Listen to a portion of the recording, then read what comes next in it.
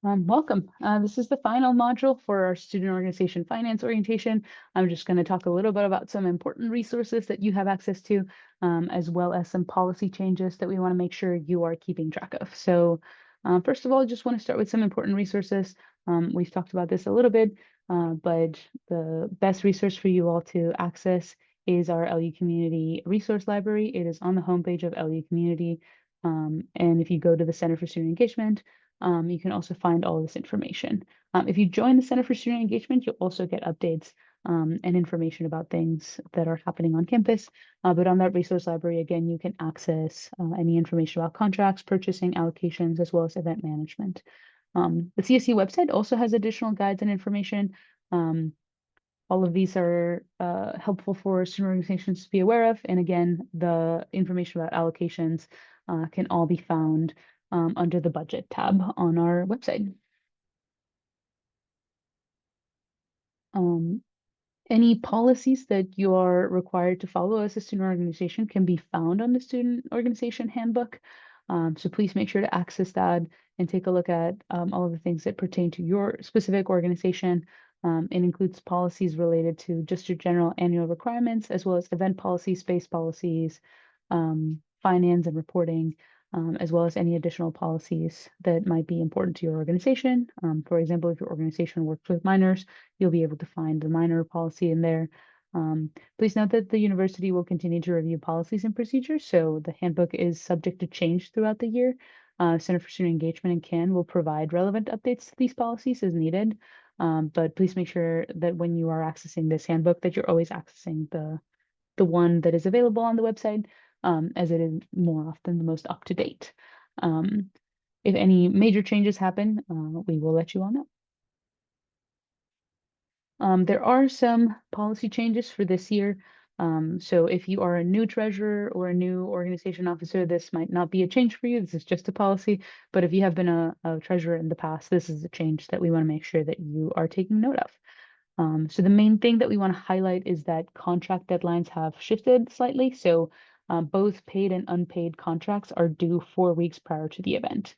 That means that any vendor that is coming to an event, whether that be a speaker or like a panelist or a guest speaker, they need to have a signed engagement form.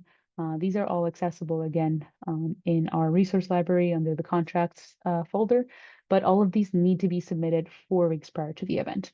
The reason why things need to be submitted that early is because these are the guest speakers and contracts and things are not processed solely by our office. We review it and make sure everything looks good, but they are finalized and the final review and the final say is given by the Vice President of Student Development. So we need some time to make sure that everything is correct and everything is processed correctly before it can be signed and reviewed by the Vice President's office. So please make sure that you are utilizing the resources accessible to you for contracts and that you're submitting everything as far in advance as you can. 4 weeks is the deadline. You can always submit things before that, but please make sure you're planning in advance to make sure everything's submitted on time for your event. When it comes to receiving donations, specifically receiving food donations from a vendor off the vendors list, you can email the restaurant certificate of insurance or the COI and health certificate to activities. And this has to happen at least 2 weeks prior to the event. Previously, we were unable to receive food donations from a vendor that's not on the list. But if you are receiving a donation from a vendor and they don't happen to be on the list, they can, if they have a certificate of insurance and a health certificate, you can receive those donations.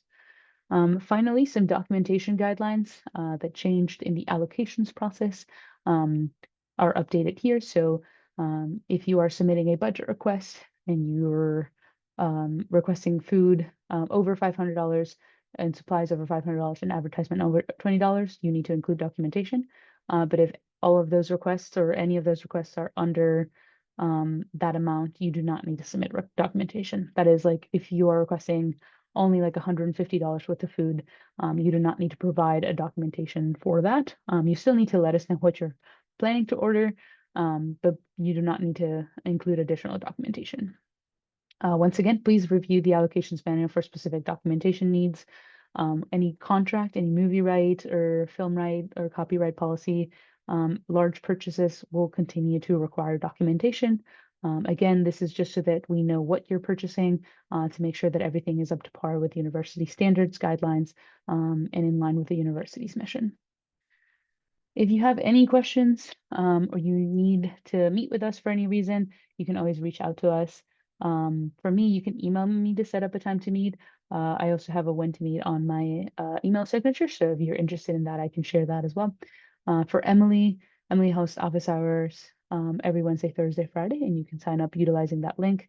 But if you do have any additional questions, you can always reach out to activities at luc.edu or allocations if you have any allocations requests. At the end of this survey, you will find a feedback form. So please make sure to fill out that form to confirm your attendance to the session, especially if you're completing this asynchronously. You need to make sure you complete that so that your attendance and your requirement can be counted. Once again, if you have any questions, please email activities.